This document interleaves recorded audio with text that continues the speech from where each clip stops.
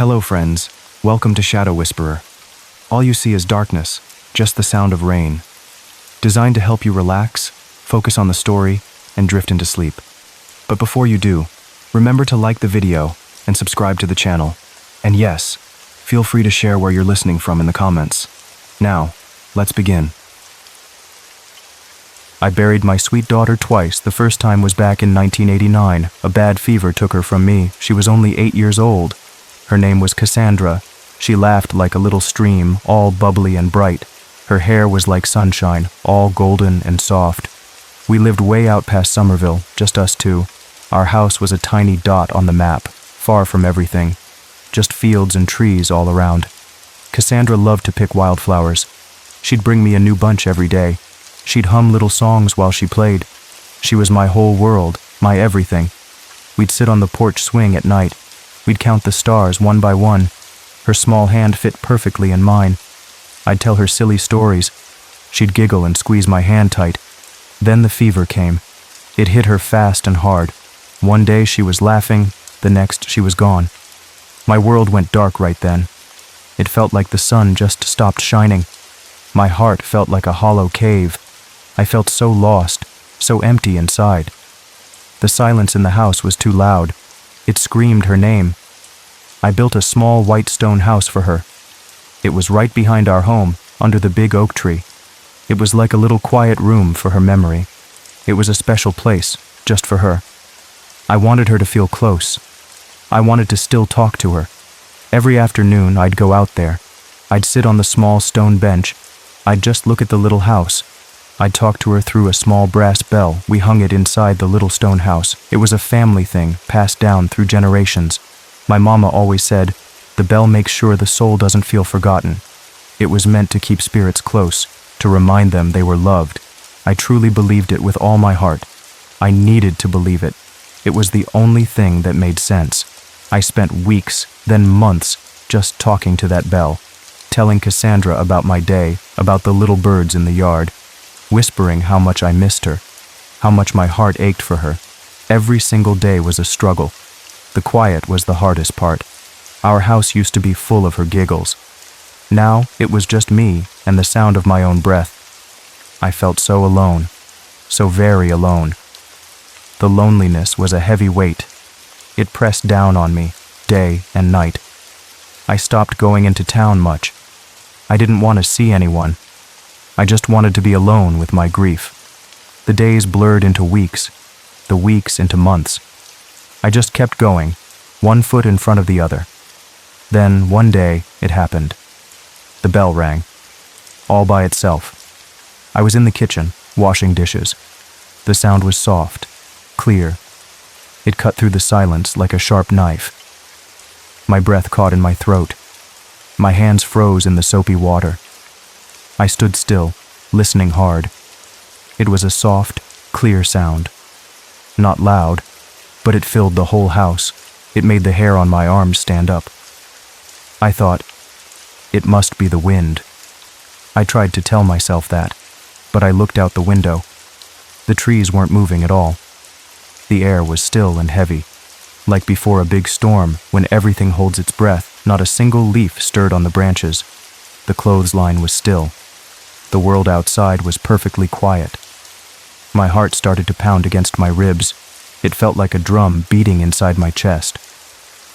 I walked slowly to the back door. Each step felt heavy, like my feet were stuck in mud. I pushed the screen door open. I stepped outside into the quiet yard. The air was cool against my face. The sun was starting to dip low. It painted the sky orange and purple. Long shadows stretched out across the grass. No breeze at all, but I heard it again. A soft metallic sound. It sounded like tiny fingers tapping on a glass. It came from Cassandra's little stone house. My stomach twisted into knots. A cold feeling spread through me. I walked closer, my legs feeling like jelly. My hands were shaking a little. I peered through the small opening. The bell was swinging gently, back and forth, but nothing was touching it. Nothing at all. I stood there for a long time, just watching. My mind raced. Was I dreaming this? Was I going crazy from all the sadness? I wanted to believe it was just the wind. I wanted to find a reason, but deep down, I knew it wasn't. A strange mix of fear and a tiny spark of hope filled me. Could it be her? Could it really be her? After that day, I started hearing it more. Not every day, but often enough. Always when the sun was going down. Always when the shadows grew long and spooky. The air would get still, and then the soft ting sound. It became a part of my evenings, a strange, unsettling comfort. It meant she was there, somehow, or something was. I didn't know if I should be scared or happy. It was a mix of both, a confusing, lonely feeling. I started leaving the back door unlocked, just in case it was a sign from her. I'd sit on the porch waiting for the sound. Sometimes it came, sometimes it didn't.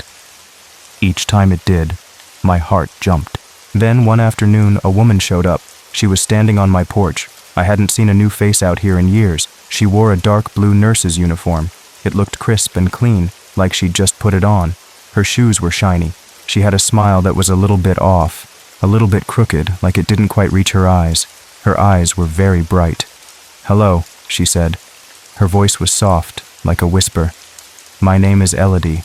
I heard you live alone out here." My brow furrowed. I squinted at her. "Heard from who?" I asked. My voice was rough from not talking much. I didn't know anyone who would send help. I kept to myself. My neighbors were miles away, over the hills. "Oh, just around," she said, still smiling that strange smile. She waved a hand vaguely. "I thought you might need some help." "Keeping up the place," she added. "It's a big house for one man." She looked around my messy yard. It was true, the grass was too long. I was surprised. I never told anyone about Cassandra, not a single soul. I kept my grief locked up tight inside me. No one knew I had a daughter, let alone that she had died. It was my secret, my pain. So how did Elodie know I lived alone? It was a strange thought. It made a cold knot in my stomach. But my mind was tired. My body was tired. My heart was tired. I felt old, even though I wasn't that old. The loneliness was a constant ache. It was a deep, gnawing hunger. I just wanted someone there. I let her move in that same week. I was so lonely. The silence in the house was a heavy blanket. I just wanted someone there. Anyone. I was too tired to clean, too tired to cook, too tired to even think straight. She seemed like an answer. Elodie was good. She cooked really well, simple, warm meals. Chicken and dumplings, meatloaf. Things I hadn't eaten in years. She cleaned up without me even asking. The house started to feel less dusty, less empty. It smelled like fresh laundry, and she never asked for any money. Not a dime. That was strange too, but I didn't question it. I was too grateful. She also never left the house. Not once. She said she liked the quiet, the peace. She spent her days puttering around. She'd hum soft tunes while she worked.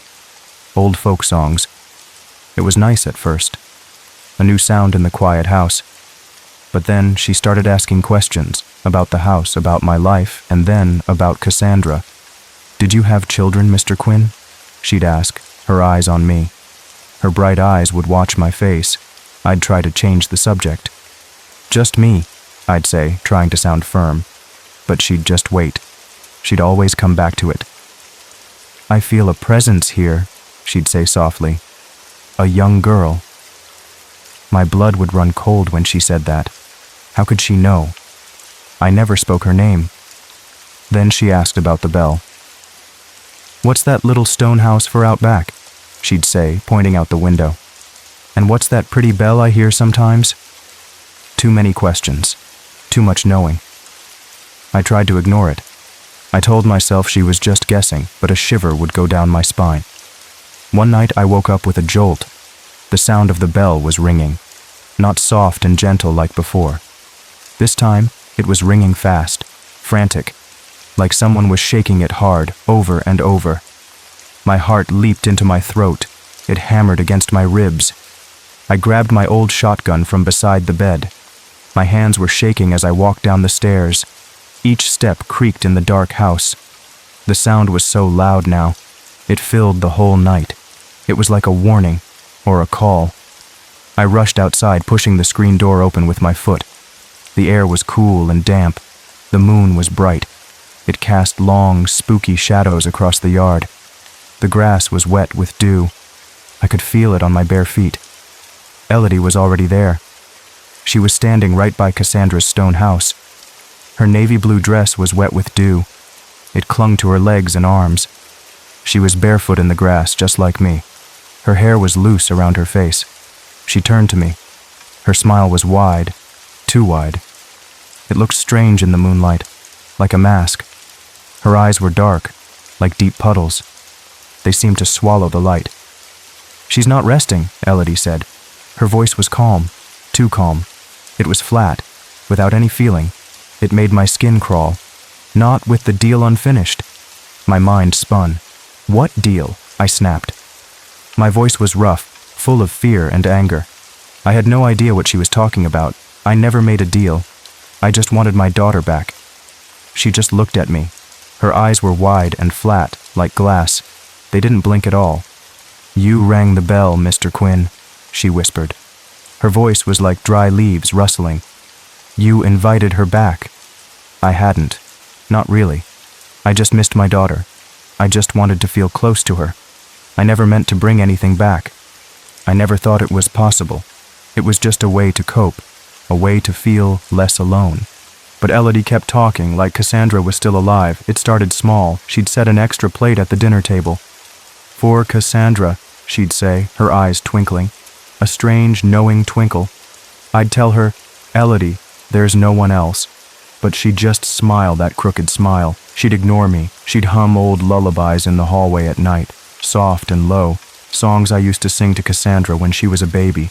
It was unsettling. It was like she was trying to trick me, or like she knew something I didn't. One afternoon, I walked into the living room. Elodie was sitting on the floor. She had one of Cassandra's old dolls, a raggedy doll with yarn hair. Cassandra loved that doll. She took it everywhere. Elodie was brushing its hair very gently. "Daddy's just tired," she whispered to the doll. Her voice was sweet. "He'll believe you soon. He just needs time." My blood ran cold. My stomach dropped. I almost kicked her out right then and there. My hand went to the phone. I wanted to call the police, but something deep inside me stopped me. Some awful, aching hope.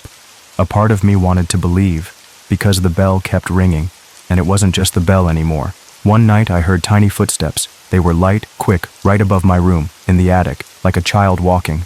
I froze in my bed. My heart was a drum. I held my breath, listening hard. There it was again.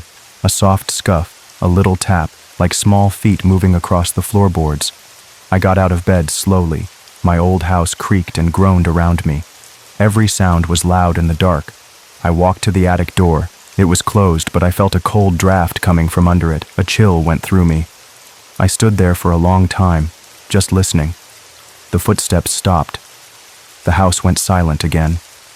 But I knew what I heard. It wasn't a mouse. It wasn't the wind. It was something else. Something impossible. This went on for a few weeks.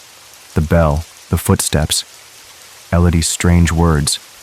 I felt like I was losing my mind. But a part of me, a deep, sad part, held on to the hope that maybe, just maybe, it was her. I started leaving little toys out, a small wooden train, a worn teddy bear, just in case. Sometimes in the morning they'd be moved, just a little, like a child had played with them.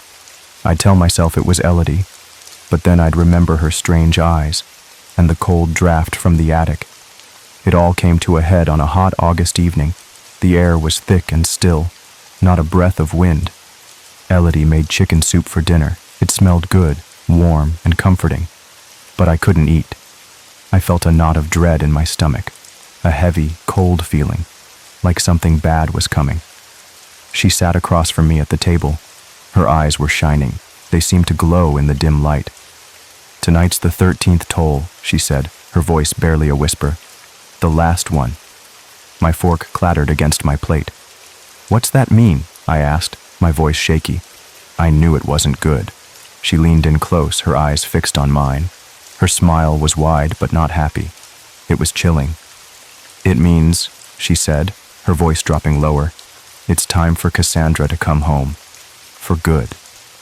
A shiver ran down my spine, even in the heat. My skin felt like ice. The air in the room grew heavy. I felt like I was walking in a dream, or a nightmare. My feet felt heavy as I followed her outside. The moon was full and bright. It hung in the sky like a giant pearl. It cast long, spooky shadows across the yard. The air hummed with something unseen, a strange energy. It made the hairs on my arms stand up. We walked toward Cassandra's stone house. The door, usually locked tight, stood wide open. It was a dark, gaping mouth in the moonlight. My breath hitched in my throat. My heart pounded. The brass bell inside was swinging wildly. It was hitting the stone walls with loud, sharp clangs, faster than ever before. It was a frantic, desperate sound. There was still no wind, and in the middle of the stone floor, right where Cassandra's coffin should have been, there was a small white coffin. It was wide open, and it was empty, just a dark space inside. My eyes darted around. My mind screamed, "This couldn't be real." This was a nightmare. I wanted to run, to scream, to wake up, but my feet were stuck to the ground. I couldn't move. Then I saw her, standing behind Elodie, barefoot in the tall grass. Her small feet were dirty. Her little yellow dress, the one I'd buried her in, was smudged with dirt. It was torn in places. It was Cassandra. My Cassandra. My heart leaped with a crazy, impossible hope, a desperate, foolish hope. I wanted to run to her, to hug her tight, to tell her how much I missed her, to never let her go again. But then I saw her face. God help me, it wasn't hers. Not truly. It had Cassandra's features, yes, the same blonde curls I used to play with, the little dimple in her chin when she smiled. But her smile stretched too wide. It was a thin, cruel line across her face. It didn't reach her eyes. Her eyes were glassy, too still, like lake water hiding something dark and cold underneath. They didn't have her sparkle. They were empty, just dark, flat circles. They looked right through me. "Elodie brought me back," she said. Her voice was thin, like paper. It sounded like Cassandra, but it was flat, without any warmth, without any life. It was just a sound. "You promised." Her voice was cold. It wasn't my daughter's voice. It was something else, something wrong. I started to say. My voice cracked. It came out as a strangled whisper. "I never promised anything like this. I just loved her. I just missed her, that was all." "You rang the bell," she said again, her glassy eyes fixed on me. Her voice was cold. It was a statement, a fact, not a question. It made my blood run even colder. Elodie turned to me, her face split in a wide, terrible grin. Her teeth looked too sharp. "She's bound now," she hissed. Her voice was like snakes rustling in dry leaves. "But you have to finish the pact, Mr. Quinn." She held out her hand. In it was a knife, a small, sharp knife. The blade glinted in the moonlight. It looked very, very old. "A drop of your blood," she said. "That's all. And she's yours again." I looked at Cassandra, whatever she was, standing there, her face, her dress, her hair. For one gut-sick second, one awful, desperate moment, I almost did it. I almost took the knife. I almost cut myself. I almost believed that this thing, this empty shell, was my daughter. I wanted her back so badly. My heart ached with that terrible wanting. Then I looked into the open coffin, and I saw what was left of the real Cassandra. Not a whole body, not a sleeping child, not my sweet girl, just a small pile of blackened bones. They were still wearing the little yellow dress I'd buried her in. The fabric was old and dusty, clinging to the bones. It was ripped and stained. My heart shattered all over again. She never came back. This thing standing before me wasn't her. She never would come back. My real daughter was gone forever, and this was a cruel joke. A wave of cold, hard anger washed over me. It burned away the fear. This wasn't hope. This was a trick. A cruel, evil trick. My hand tightened on the shotgun. I turned the knife on Elodie. My arm moved without thinking. It was a flash of motion. She didn't scream. She didn't even flinch. Her wide, flat eyes just watched me. She only whispered, "There's more than one bell, Quinn." Her voice was soft, like a secret, a chilling promise, a threat. Then she crumbled. She didn't fall to the ground like a person. She just collapsed into a pile of fluttering moths and dry, brittle grass, like she was never truly there, like she was just dust and shadows. I stood there, breathing hard, the knife still in my hand. My chest heaved. The moths fluttered away into the night, disappearing into the darkness.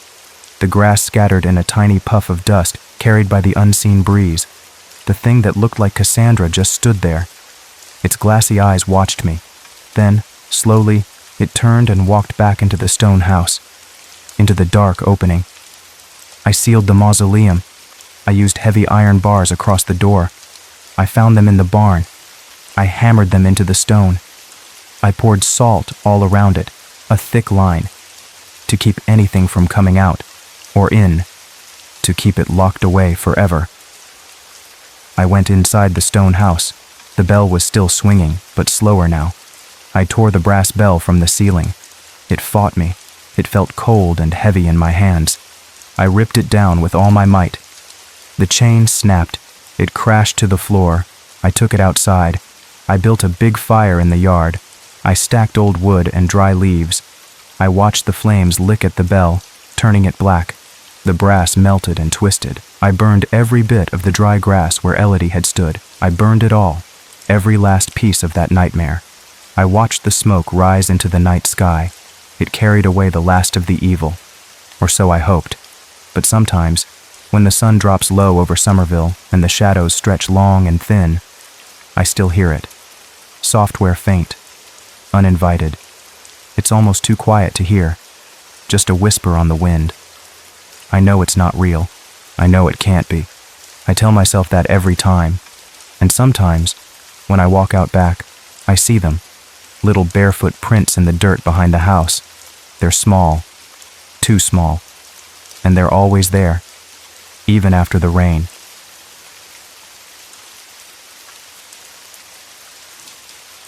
I know this is going to sound insane, but I need to say it out loud. There used to be 4 of us, 4 best friends, inseparable since middle school. Me, Alan, Diego, and Sadie. We did everything together, like glue stuck to paper. Sleepovers at my house, late-night video games at Alan's, long bike rides to the creek behind Diego's place. Sadie was always the one who knew everything, the one who kept us all in line. She was smart and always had a plan. Alan was the wild one, always pushing us to do crazy stuff. Diego was quiet but always there for us, a really good listener. And me? I guess I was just the one who tried to keep up. We were a team, a solid group, always. But now, everyone only remembers 3. It's like a piece of our story just got erased, and nobody but me even notices it's gone. It feels like I'm seeing something no one else can. Like I'm stuck in a dream that's slowly turning into a nightmare. And the worst part is, I can't make them see it too. It all started on a cold Friday night in January. The kind of night when the streets are quiet and the sky feels heavy, like it's pressing down on the town. It was so still, you could almost hear the cold. The air was sharp and bit at your nose. Not a single car drove by on our street. Even the wind seemed to be holding its breath, waiting for something to happen. My phone buzzed. It was a text from Alan. He was always the one to stir things up, to make something happen when everything else was boring. He sent a photo, grainy, clearly taken through a chain-link fence. Behind it stood the half-demolished remains of Carousel Grove. It was an old amusement park that had been shut down since 1999 after a big fire. It was just rotting there, in the middle of nowhere, just outside our New Jersey suburb, surrounded by tall, skinny trees, thick vines, and years of rust. I hadn't thought about that place in ages. Maybe because I was only 5 when it closed. Maybe because every adult in town avoided talking about it. It was like a bad word nobody wanted to say out loud. They'd change the subject if you asked. Their faces would get tight and serious. It was like the park held a secret that everyone agreed to forget. Alan's caption just read, "Guess where we're going tonight?" I remember thinking it was a really stupid idea. The park was supposedly sealed up tight, with police tape still there, old signs about lawsuits, maybe even warnings about asbestos, which is a dangerous dust. My stomach twisted a little. It felt wrong, like breaking a very old, very serious rule. But Alan had that way of making bad ideas sound like the best adventure ever. Within an hour, I was in Diego's beat-up old Jeep. The seats smelled like old French fries and something sweet. Sadie was next to me, her knees practically touching mine in the cramped back seat. Alan was in the passenger seat, bolt cutters resting between his feet like a sleeping dog. He was grinning, that wild look in his eyes. Diego looked a little nervous, but he was always up for whatever Alan suggested. Sadie was just quiet, probably thinking about all the ways this could go wrong. She was smart, and she always saw the risks. I watched the dark trees fly by outside the window, feeling a strange mix of fear and excitement. At least, I thought that was all of us, the four of us, always. When we got there, everything just looked wrong. Even from the road, the place felt heavy, like a big, sad secret. The old sign, with its faded painted letters, looked like it was crying. The paint was peeling off in strips, like old skin.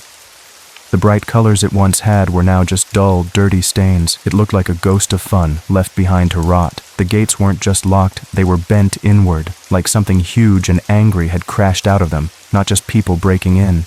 It gave me a weird, cold feeling right in my stomach. It wasn't just old, it felt broken, like a broken heart. Alan didn't waste any time. He clipped the remaining chain with a loud snip. The sound echoed in the quiet night, making us all jump a little. Then, we slipped inside the broken fence. It was surprisingly easy. Too easy, almost. Like the park was waiting for us, inviting us in. The air shifted immediately. It was dead silent.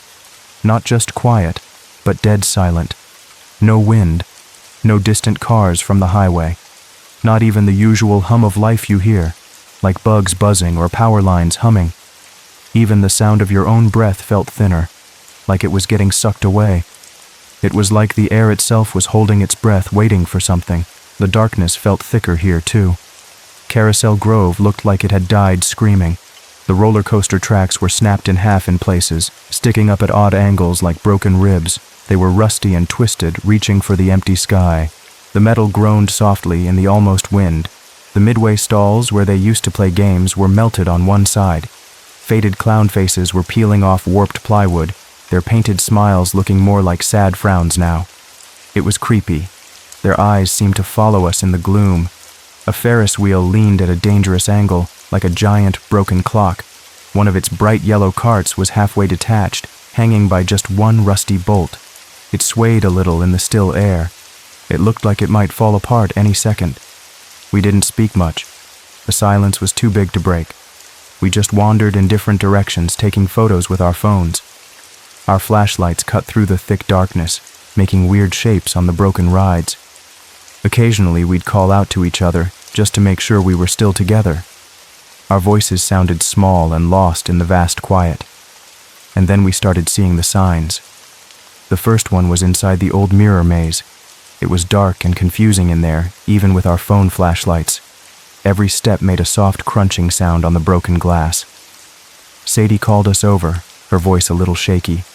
She found something etched into one of the mirrored panels. It was written in red ink, or what looked like ink. It was messy, like someone had been in a hurry. It read, "I'm still here. Don't forget me." We laughed it off at first. It felt like some edgy teenager's leftover graffiti from years ago. Just some kid trying to be spooky. We tried to make jokes, but they didn't feel very funny. The words just hung in the air, a little too real. But the next message wasn't so funny. It was painted across the big wooden doors of the bumper car shed. Same messy handwriting, same creepy red color. This time it said, "You left me behind." Alan read it out loud, his voice a little quieter now. He wasn't grinning anymore. "Damn," he said. "Sounds like something Jordan would have written." And that's when I froze. My blood ran cold, like someone had poured ice water down my back. A shiver went through me, from my head to my toes. Jordan. The name hit me like a wave of static electricity, buzzing through my whole body. For a second, I saw his face, clear as day, like he was standing right there. Curly brown hair, always a little messy. That tiny mole under his left eye, the one he was always self-conscious about. His awful, wheezing laugh, like a broken bicycle pump. And his obsession with comic books, especially the old, dusty ones. I remembered him being part of our friend group since forever, since we were little kids, practically. He was always there, right in the middle of everything we did. He was the one who always had the weirdest ideas for games, the one who could make us laugh even when we were mad. He was just Jordan. But when I looked at Alan, Diego, and Sadie, they looked confused, like I had just spoken a different language. Their eyes were wide, but not with recognition. "Who the hell is Jordan?" Sadie asked, her eyebrows scrunched up. She sounded annoyed, like I was playing a dumb game. Her voice was sharp, cutting through the quiet. My mouth went dry.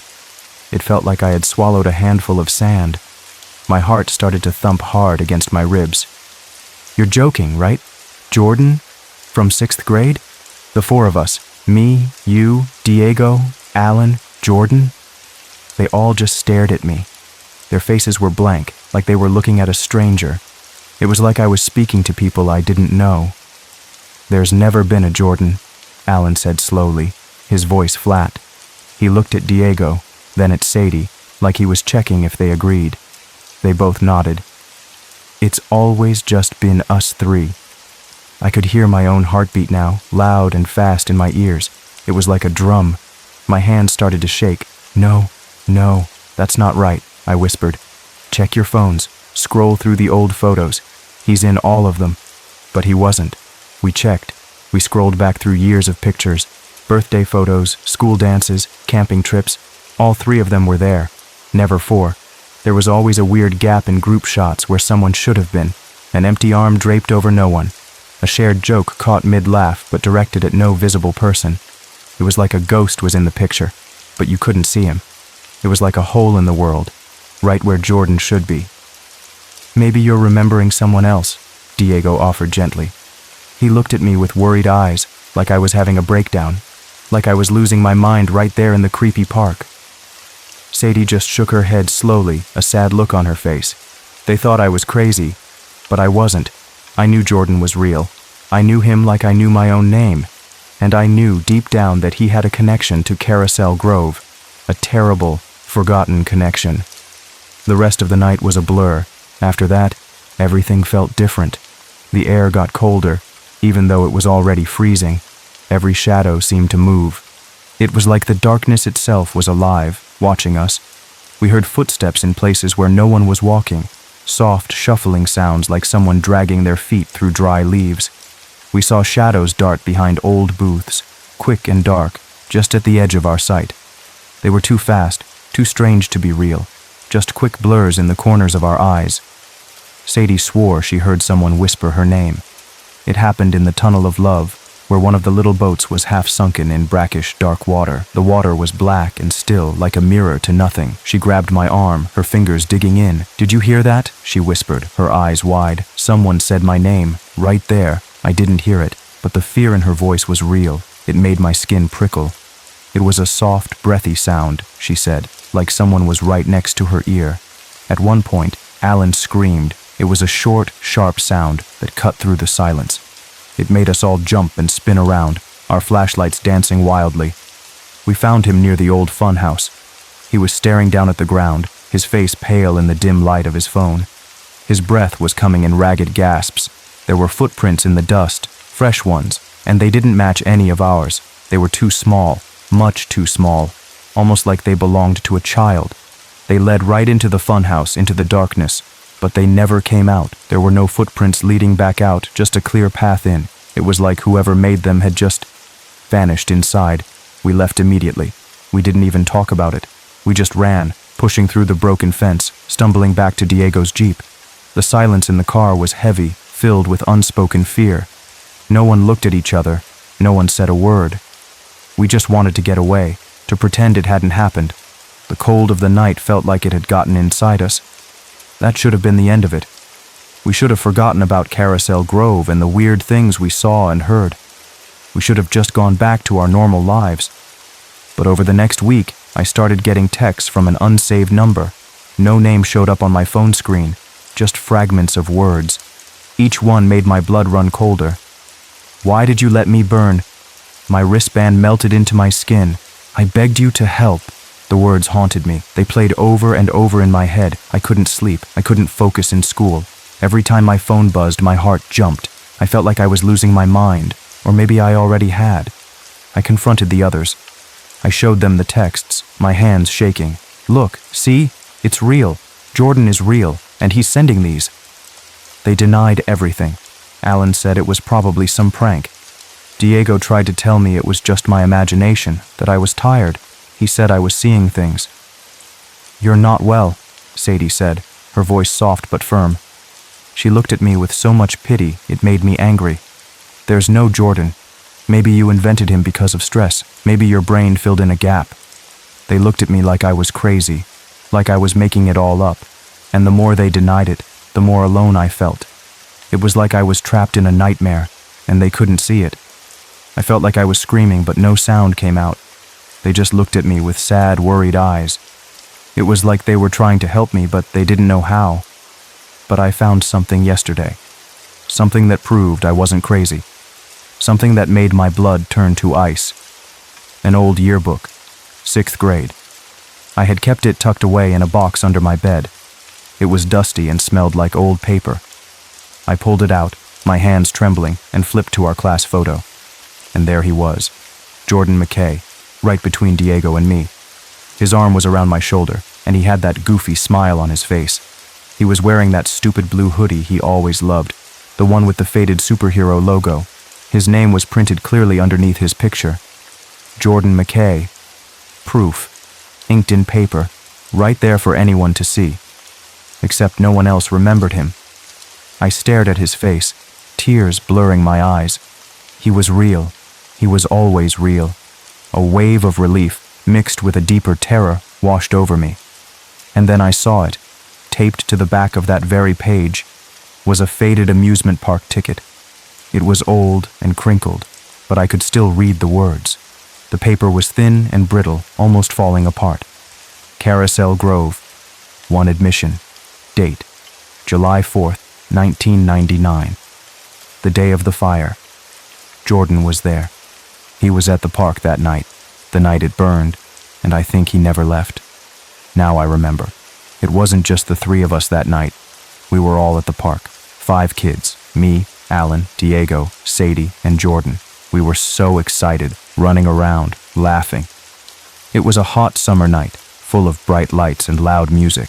The air smelled like popcorn and sugary drinks. We felt so grown up, being out late without our parents.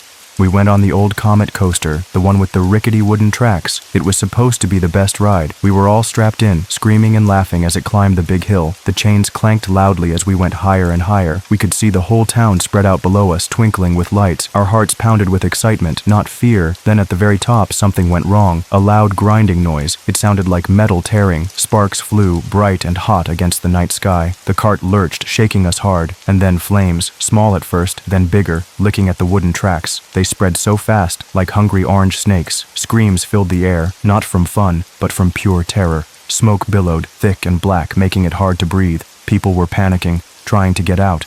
The ride stopped, halfway up the hill. We were stuck. Fire was spreading fast. We had to get out. We unbuckled our straps, scrambling to climb down the burning wood. I remembered Jordan's face, his eyes wide with fear. He was reaching for us, his hand outstretched. He was just behind me, trying to follow. I remember the heat, so intense it burned my skin, the smell of burning wood and melting plastic, the chaos, people pushing and shoving, crying out for help. And then, nothing, just a blank space in my mind, like a missing puzzle piece, a big empty hole where that terrible moment should be. Until now, the 3 of them, Alan, Diego, Sadie, they forgot. Maybe it was too horrible. Maybe their brains just shut it out to protect them from the pain. They built a new memory, one where Jordan never existed. A memory where only 3 of them went to the park, and nothing bad happened. But I didn't. I remembered. I remembered Jordan, and I remembered the fire, the burning wood, the screams, his outstretched hand. And I think Jordan's tired of being forgotten. He's tired of being a ghost. He's tired of being erased from our lives. And he's coming back to make us remember. All of us. He wants us to feel what he felt. He wants us to know he was real.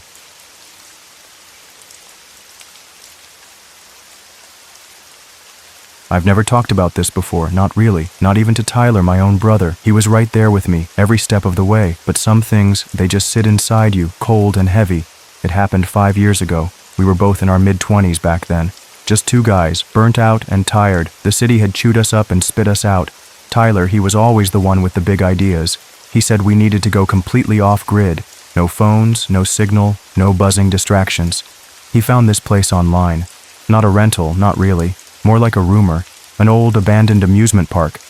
It was way out in the middle of nowhere, deep in the woods. People called it Whispering Falls Funland. But it hadn't been fun for a long, long time. The website was just a forum post, really. Some old guy talking about a place that closed down suddenly, like overnight. He said nobody ever went back, just left everything. Rides, games, even the little gift shops. It sounded perfect, exactly what we needed. A real escape, a real adventure. We packed light, just the basics. A tent, a small camping stove, some flashlights, a few packs of instant noodles, no guns, no emergency radio. Looking back, that was so stupid. We were so ready to just leave everything behind, even common sense. The drive took hours. We went past towns that looked asleep, past farms where the fields were empty. Then we turned onto a dirt road. It was narrow and bumpy. Trees grew so close, their branches scraped the car. The road just ended, right in front of a tall, rusted metal gate. It was covered in vines. A faded sign hung crooked. Whispering Falls Funland, it said. The paint was peeling like old skin. We pushed the gate open. It screamed a long, rusty sound, like something waking up. The path inside was overgrown. We had to push through thick bushes. Spiderwebs brushed our faces. The air felt different inside, heavy and still, like the whole place was holding its breath. Then we saw it, the rides, tall, dark shapes against the sky, a Ferris wheel, frozen in time. Its seats hung empty, swaying a little in the quiet breeze. A roller coaster track, rusted red. It twisted into the trees, like a giant snake. Everything was covered in dust and leaves. It looked like a ghost town, a ghost playground. We set up our camp near an old concession stand. Its windows were broken. Empty popcorn bags lay scattered inside. We didn't go too deep into the park that first day. Just looked around the edges. Thick, dusty spiderwebs covered everything. Neither of us said it out loud, but we both felt it. The park gave us the creeps. That first day, it was peaceful. Really peaceful. We just walked around, taking it all in. We grilled our dinner on the little stove. The smell of smoke and cooked food filled the air. We watched the sun go down. It was totally silent, just the way we wanted it. No traffic sounds, no people talking. Only the wind sighing through the broken rides. Then the whispering started. It was late, maybe 2 a.m. I woke up to a soft voice. It was right outside our tent. Not loud, not yelling, just intentional. Like someone leaning in close, right next to your ear, saying something but not wanting anyone else to hear. At first I thought I was dreaming. You know, that hazy feeling when you're half asleep. Then I saw Tyler sit up. He was wide awake, his eyes big in the dark. "You hear that?" he whispered. His voice was tight with fear. We both held our breath. The air in the tent felt thick. It was a soft sound. It wasn't the wind. It wasn't any animal sound either. It was language. I knew it, but it wasn't English. It wasn't anything I had ever heard before. Tyler grabbed his flashlight. His hand shook a little. He unzipped the tent flap slowly. I followed him out, barefoot. My heart was pounding like a drum against my ribs. Nothing. The darkness swallowed everything. The rusted rides were still. Not a single creak. The air was flat and black like a mirror. But the sound hadn't stopped. It was just further away now. Fainter. It seemed to be coming from deeper in the park, towards the old water ride. We crept down towards it, step by careful step. The ground was cold under my feet. Our flashlight beams cut through the fog that had rolled in. It was thick and ghostly. The whispers moved with us, or around us. It felt like they were circling through the broken rides all around us. I couldn't tell how far away they were, or how close. They felt like they were inside my ears and outside in the park all at once. It was a strange, dizzying feeling. We finally made it to the water ride. It was a big flume with a long, winding track. The boats were still in the water, half sunk, covered in green slime. "I didn't see this earlier," I said. My voice sounded shaky. Tyler didn't answer me. He was staring at the station where the boats loaded. One window on the station. It was the only clean one. It had a light behind it. It was a dim, golden light, like candlelight, soft and flickering. But no one had been inside the station. We knew that for sure. The door was still boarded shut. The planks on it were nailed tight. No one could have opened it. And yet, shadows moved behind the curtain in that window. Slow, shifting shapes. It was impossible. My mind screamed that it was impossible. We should have left, right then and there, turned around and run, but we were frozen, stuck in place. Our feet felt like they were glued to the ground.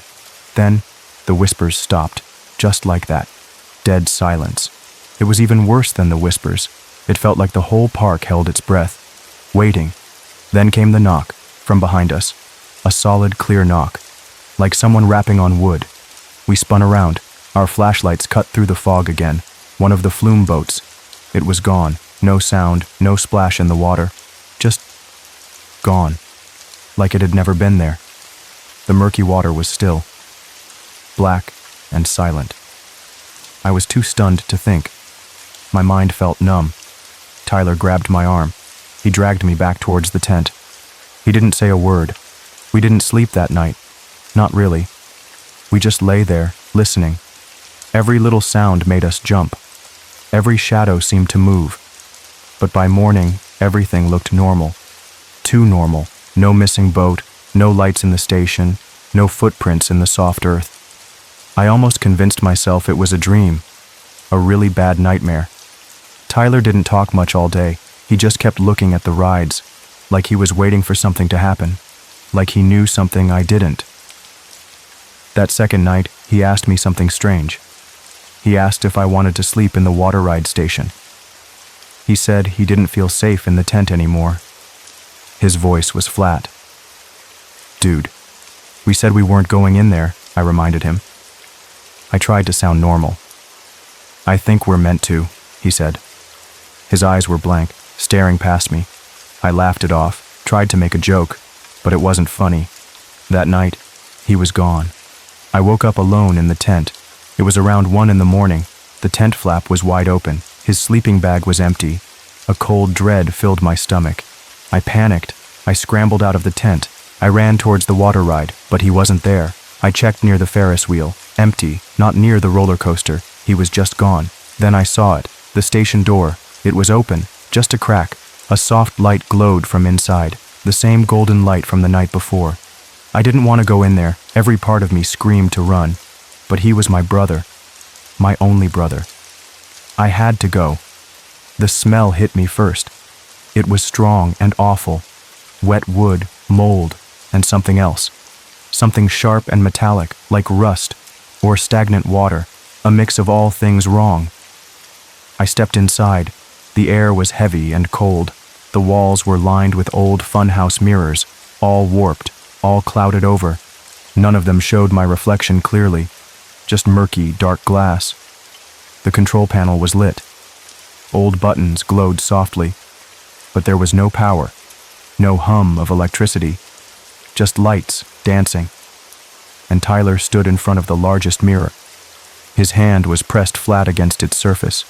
He was whispering. Not English. Not any language I knew. It sounded like the water. Like the old, stagnant water itself was speaking through him. I called his name. My voice cracked. He turned around slowly. His movements were too smooth, and he smiled. But his eyes, they were wrong. Too wide, too still, like looking into deep, dark water. "Come see," he said. His voice was calm, too calm. He stepped aside. I walked closer. pulled by something I couldn't fight. I looked at the mirror. It showed the flume ride, and us, both of us, sitting in one of the boats, our feet dangling in the murky water, laughing. But it wasn't now. It was yesterday, a perfect playback of the day before. Every detail, even the way my hand flicked a mosquito off my leg, it was exact. Then it changed. The sky and the reflection darkened. We were still sitting there, our backs to the trees, unknowing. Then, from behind the trees, figures emerged, pale, so thin. Their clothes dripped water. Their mouths were black, stretched wide.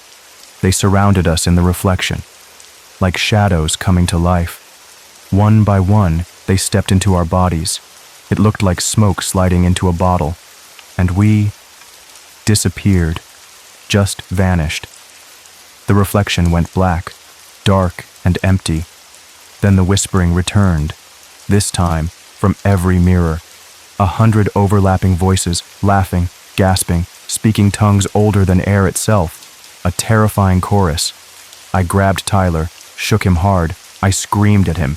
He blinked, just once. His eyes seemed to clear a little. Then he collapsed. His body went limp in my arms. I dragged him out of there. I don't remember how. My mind was a blur. I just know we were both soaked in sweat and murky water. When the sun rose, we were out on the path, away from the station. We left everything behind, the tent, the camping gear, our car keys. We walked out of the damn park. It felt like it took forever. The gate screamed again as we left. Every step was a struggle. Tyler didn't speak for days after that. He just stared at nothing. His eyes were still too wide. He finally told me what he remembered. He said it was just a dream of being underwater, watching people walk above him on the surface, and something whispering to him, telling him he could stay down there, if he gave up his name, if he forgot who he was. We don't talk about it now, not ever. It's too much. But sometimes, when I'm alone, near water, any water, I hear the whispering again, just a faint sound, like someone leaning in close, right next to my ear, and it always makes me shiver. It makes me wonder, what if he didn't give up his name? What if he just forgot it? And what if there was someone else there, someone we forgot, someone who stayed behind, down in the dark water, waiting for us to come back, waiting for our names? I try not to think about it, but the sound, it follows me, like the park itself is calling, always calling, and sometimes I almost answer.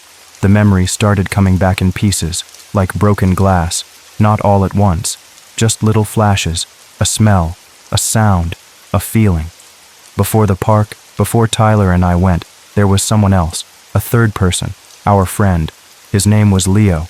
He was always with us, like a shadow, always laughing, always pushing us to do crazy things. He found the park, not Tyler. He saw the old forum post. He was the one who said, "Let's go." He was so excited, more excited than us even. We drove there in his old beat-up car, not Tyler's, not mine, Leo's car.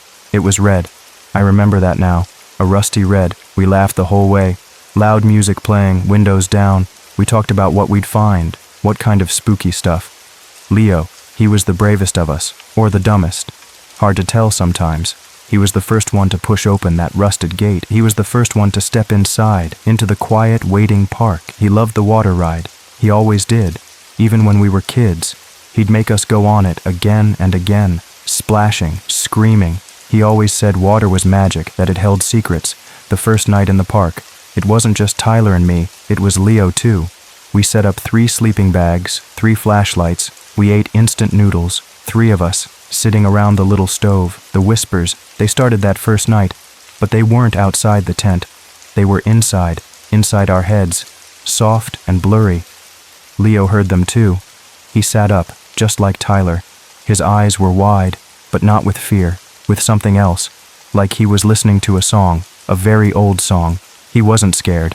He was drawn, pulled by the sound. He got up. He walked out of the tent. Tyler and I called his name. "Leo, where are you going?" He didn't answer. He just kept walking, towards the water ride, towards the dark flume. We followed him. We had to. He was our friend. The fog was already there, thick and ghostly. The whispers were louder now, calling his name, soft, like water lapping. He walked right up to the flume station. The door was already open, not just a crack, wide open, like it was waiting. The golden light glowed from inside, inviting him. He stepped in, without a word, without looking back. Tyler and I, we hesitated. We were scared, but we went in, because Leo was in there. The smell, wet wood, mold, rust, and something else, something sweet, like old flowers, or rotting fruit.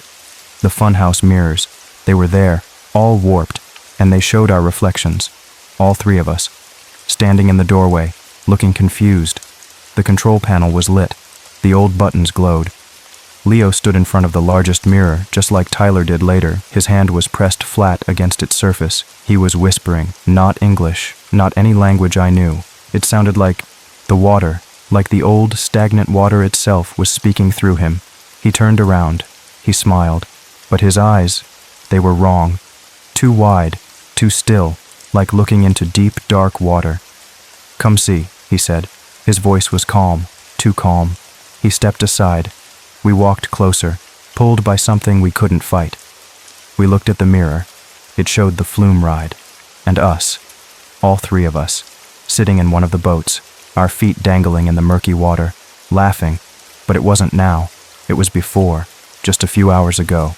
A perfect playback of our day. Every detail. Even the way Leo splashed water on Tyler's face. It was exact. Then it changed. The sky and the reflection darkened. We were still sitting there, our backs to the trees, unknowing. Then, from behind the trees, figures emerged, pale, so thin. Their clothes dripped water. Their mouths were black, stretched wide. They surrounded us in the reflection, like shadows coming to life. One by one, they stepped into our bodies. It looked like smoke sliding into a bottle, and we disappeared, just vanished. The reflection went black, dark, and empty. Then the whispering returned, this time from every mirror. 100 overlapping voices, laughing, gasping, speaking tongues older than air itself, a terrifying chorus. Leo didn't move. He just stood there, staring at the black mirror. He looked happy, like he found something he lost. Tyler grabbed my arm. His face was white. "We have to go," he whispered. His voice was shaking. But Leo wouldn't move. He was humming now, a low, soft tune, the same tune as the whispers. It was chilling. Tyler tried to pull him, but Leo was strong, stronger than he looked. He just smiled, and his eyes were still, like deep water. "Stay," he whispered. His voice was not his own. It was old and wet, like it came from the bottom of a lake. Tyler screamed. He didn't scream often. He grabbed me. He pulled me hard. We ran. We didn't stop. We didn't look back. We ran out of the station, out of the park. We ran until our lungs burned, until our legs hurt so bad. We found his car, Leo's red car. The keys were still in the ignition. He must have left them. Tyler jumped in. He started the car. He drove like a madman, fast, too fast. The trees blurred past us. The dirt road shook the car. We didn't stop until we were far, far away. We never talked about Leo after that. Not a word. It was like he never existed, like he was never there. My mind just erased him, like a bad dream. Tyler did the same. We just forgot. It was easier that way, to forget. But the whispers, they stayed. They followed us home. They waited. They came when I was alone, near water, in the shower, the sound of the faucet, in the rain, the drops hitting the window. They were faint, but they were there, calling a name. Not mine, not Tyler's. A name I couldn't remember. A name I was scared to remember. Leo. That's his name. It came back to me slowly, like a forgotten song, a sad, lonely song. I saw his face in my dreams, smiling, laughing. Then his eyes would change, wide and still, like deep water, and he would whisper, "Come back, come play." Tyler, he still doesn't talk about it. He pretends it never happened, but I see it in his eyes sometimes, the fear, the knowing. He avoids water now. He won't go near lakes or pools. He even takes quick showers, like he's scared of the sound. He hears them too. I know he does. The whispers. They're getting stronger. They tell me things now, not just sounds. Words. They tell me about the park, about the water ride. They tell me about Leo, how he's still there, down in the dark water, waiting. They say he's not alone, that others are with him, the pale, thin figures, the ones from the mirror. They were the old visitors, the ones who never left, the ones who heard the whispers and stayed. They are the fun, the endless fun. They want us to join them, to play forever. I try to fight it. I try to ignore the whispers, but they're so soft, so inviting. They promise peace. They promise no more city, no more tired days, just quiet and play. Sometimes I stand by the sink and let the water run, just a trickle, so I can hear them better. They tell me Leo misses us. He wants us back. He's waiting by the flume, just like he always did. He wants to ride the water slide. One more time, and I feel a pull, a gentle tug, towards the water, towards the park. I know it's wrong. I know it's dangerous. But a part of me wants to go, to see him, to remember everything, to finally understand what happened to Leo, why we forgot him, and what those figures really are. The whispers get louder. They fill my head. They tell me secrets, old secrets, secrets of the park, secrets of the water. They say the water remembers everything, every laugh, every scream, every person who played, and every person who stayed. They say Leo chose to stay. He wanted to be part of the fun. He wanted to be free, free from everything, free from his name, free from who he was. And now he's calling us home, home to the water, home to the whispers. I look at Tyler sometimes. He looks so tired, still burnt out from the city, still trying to escape. I wonder if he feels the pull too, if he hears the whispers, if he remembers Leo. Deep down, I want to tell him, I want to talk about it, but the words get stuck, like something is holding them back. The whispers. They don't want me to talk. They want me to listen, only listen. They want me to come back. They say it's not just a park. It's a place of forgetting, a place where you can leave everything behind. Your name, your past, your worries, just like Leo did. And sometimes when the whispers are strong, I almost believe them. I almost want to go back, to the dark, silent rides, to the murky water, to the golden light in the station, to Leo. But then I remember his eyes, wide and still, like deep dark water, empty, and I shiver, a cold shiver that goes right through me.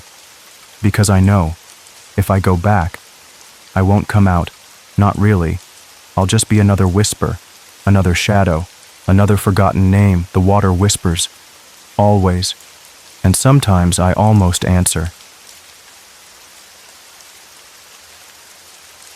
I'm not a camp guy, never was, not really, but a paycheck's a paycheck, and man, I needed one bad. My old job had dried up, and bills were piling high like dirty dishes. I was really in a tight spot, you know? My apartment felt cold, even in summer. The fridge was mostly empty. I just needed something, anything, to get back on my feet. So, in 2013, I got this weird call. It was from a staffing agency I'd never heard of before. They needed a kitchen supervisor, fast. It was for a youth camp way out in Colorado, called Camp Hogan. The voice on the phone sounded rushed, almost desperate. They said the regular cook, some poor guy, broke his leg 2 days before the camp was supposed to open. They needed someone quick, someone quiet, someone who wouldn't ask too many questions. I remember thinking that last part was a little strange, but I was hungry, and the money sounded good. Lucky me, I guess. Or maybe not so lucky looking back now. The drive out there was long, through winding roads and thick forests. It felt like I was going to the end of the world. When I finally got there, the camp looked normal. Wooden cabins, a big mess hall, a flagpole. But it was too quiet. No kids were there yet, just the counselors, 11 of them, all in their early 20s. They were loud, always laughing, especially at night. By nightfall, they were usually drunk, their voices echoing through the trees. I just kept to the kitchen, doing my job. Cooking was easy for me. It was the rest of the camp that felt off. The camp director was a woman named Helen. She was an ex-school principal, overly cheerful. She always had this big, wide smile plastered on her face. But her eyes, they never really smiled. They were cold, like glass. She avoided questions, always changed the subject if you asked about anything important. I asked her once about the camp's history, just trying to make small talk. She just laughed, a little too loud, and said, "Oh, it's just a camp, Lars. Nothing special." It felt like a warning. On day 2, one of the counselors, a quiet guy named Ben, pulled me aside. He had this worried look on his face. He was different from the others, always watching, always a little tense. "You know the rules, right?" he asked me, his voice low. We were standing by the pantry, away from the others. I just blinked at him. "What rules?" I said. I was the cook, not some counselor. I didn't get any rule book. He just shook his head slowly, looking away, like he couldn't even say it out loud. "You'll find out," was all he said. It gave me a funny feeling in my gut, like a cold stone dropping inside me. Things started getting really weird on day 3. That's when I saw it. I was taking out the trash, a big, heavy bag of kitchen scraps. The dumpster was behind the cabin sheds, past a thick patch of woods. The air was cool and still. I could hear birds, but they sounded far away. I walked a little further than usual, just to stretch my legs. That's when I stumbled upon it. It was a stone circle. It was half covered in moss and dead leaves, like it had been there forever, forgotten by time. It was perfectly round, like someone had drawn a giant circle with a compass. There were 12 big stones, each one marked with a number, but the 12th stone, the last one, was broken clean in half. It looked like something had exploded right through it. I was just staring at it, wondering what it was, when Ben walked up. He must have followed me. He saw me looking at the circle. "Don't step in it after dark," he muttered, his voice even lower than before. He sounded scared. Not ever. He didn't explain why. He just stood there, his eyes wide, looking at the broken stone. A shiver went down my spine. That night, I couldn't sleep. Ben's words kept replaying in my head. I kept thinking about that broken stone. Then I heard noises. I thought it was fireworks at first, like the counselors were having some wild party again. Their laughter usually carried far, but the lights weren't in the sky. They were pulsing, low to the ground, right from where the stone circle was, red and orange and purple, like a slow, beating heart. It looked like something was trying to rise up from the ground. The colors pulsed, pushing against the darkness. The air outside my cabin window felt thick, heavy. I watched for a long time, hidden behind a tree, my heart hammering in my chest. It wasn't fireworks. It was something else. Something I couldn't explain. Something that made my blood run cold. By the 5th day, everyone was acting off. Not just Ben. All the counselors. Their loud laughter was gone. They were jumpy, quiet sometimes, then too loud other times, like they were trying to cover something up. Their eyes looked tired, even after a full night's sleep. Dark circles hung under them. They moved like they were sleepwalking. 2 of them, April and Sam, just refused to come out of their cabin. They looked pale and shaky. They kept saying they heard children laughing outside their window at night, faint giggles, whispers, little footsteps, but there were no children yet. The camp hadn't even opened to kids. It was just us, the staff, just us and the strange sounds. I went to Helen, told her about April and Sam. I tried to sound calm, but my voice shook a little. She just smiled, her big fake smile.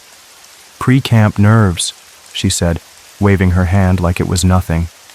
Her eyes didn't even blink. "We see it every year." "Every year?" I asked. That stuck with me. Why would they see nerves like this every single year? It didn't make sense. It felt wrong. She just smiled again, that same unchanging smile, and turned away. It was like talking to a wall, a very creepy wall. That night, I couldn't sleep at all. The air felt heavy, like something was pressing down on the camp. It was hard to breathe. I heard whispers, faint and far away, like wind through dead leaves. They sounded like voices, but I couldn't make out any words. My skin crawled. I told myself it was just my imagination, the stress getting to me. But deep down, I knew it wasn't. It was real, and it was getting closer. Day 6. That was the last day. The day everything went to hell. I remember the morning sun felt weak, like it was scared to shine too bright. The whole camp felt quiet, like everyone was holding their breath. A strange, heavy silence hung in the air. My stomach churned with dread. It started with a mandatory staff meeting. Helen called everyone to the mess hall. I walked in, feeling a knot in my stomach, a cold dread that wouldn't go away. The air inside was thick, quiet. Everyone sat stiffly, their faces blank. No one was laughing now. Helen closed the big wooden doors behind us. The sound of the wood creaking was loud in the silence. Then I heard the click of the lock from the inside. My heart jumped. My eyes darted to the door, then back to Helen. She turned, still smiling. "Just for focus," she said, but her eyes were cold, like chips of ice. My gut screamed at me to run, but where could I go? We were locked in. Then she started. She asked each counselor to stand up, one by one, and say their name. Like a roll call, but it felt like something else, something much darker. First Benjamin. He stood, said his name, and sat back down, his face blank, his eyes empty. Then April. Then Sam. Then all the others. Each one stood, said their name, and sat. Their voices were flat, like they were reading from a script, without any feeling. It was like watching puppets. When they got to me, I stood up. My voice felt loud in the quiet room, too loud. "Lars," I said. My throat felt dry. Helen's smile, that fake, plastered-on smile, just vanished. It was like someone had wiped it clean off her face with a wet rag. Her lips pressed into a thin, hard line. She looked down at her clipboard, then back at me. Her eyes met mine, and they were empty, cold, like looking into a black hole. "You're not on the list," she said. Her voice was suddenly hard, like stone scraping against stone. It was a voice I hadn't heard from her before. "I'm the fill-in cook," I replied, my voice shaking a little. I tried to keep it steady. "From the staffing agency, remember, the one who broke his leg?" She didn't answer. She just looked down at her clipboard again, then slowly raised her head. Her eyes were still fixed on mine, unblinking. Then she turned to the rest of the counselors. Her voice was calm, too calm, like she was talking about the weather. "We have an intruder," she said. The words hung in the air, and that's when it happened. Everyone stood up. Not slowly, not hesitantly. They stood up all at once, like one person, like a single dark wave. It was like they were puppets, and Helen had just pulled their strings, all at the same time. A sickening, unnatural movement. Their faces were still blank, but their eyes, they were different. Dark, empty, like there was nothing human left inside them. Just black pits. Ben turned to me. His eyes were dark too, but his voice was low, a strange robotic whisper, barely a sound. "Don't run," he said. "It makes it worse." The words chilled me to the bone. My blood ran cold. I backed away, slowly, toward the door. My heart was pounding so hard I thought it would burst out of my chest like a trapped bird trying to escape. Helen stepped in front of the door, blocking my way. Her face was completely flat now. No emotion at all, just a blank mask. "Tell me, Lars," she said, her voice like ice, sharp and cutting. "Who let you in?" "The staffing agency," I started to say, yelling it out, my voice cracking. I just wanted her to understand. "Wrong answer," she cut me off, her voice flat. There was no argument, no reason in her eyes. She reached into her coat. My eyes were glued to her hand, watching every slow movement. She pulled something out. It wasn't a knife. It was a chisel, long and thin, with a wooden handle. It was old, rusted, and the tip was sharp, glinting dully in the weak light. I didn't think. I just reacted. It was pure instinct. I flipped the nearest table over, sending plates and cups crashing to the floor. It made a loud noise, a distraction, a burst of sound in the terrible quiet. Then I ran for the nearest window. I smashed through the glass, not caring about the sharp edges. Shards cut into my arms, stinging, but I didn't feel it. I just kept going, fueled by pure terror. I didn't look back. I just ran.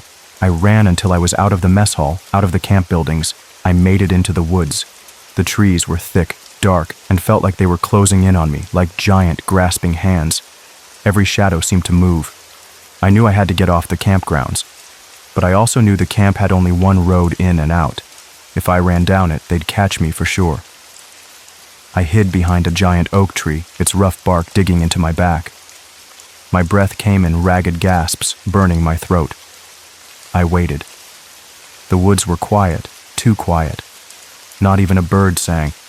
I could hear my own heart thumping, loud in my ears like a drum. Then I heard footsteps, slow, dragging. Someone was limping. My body tensed, ready to run again. I peeked out from behind the tree. It was Ben. He was alone. He looked different now. He wasn't like the others anymore.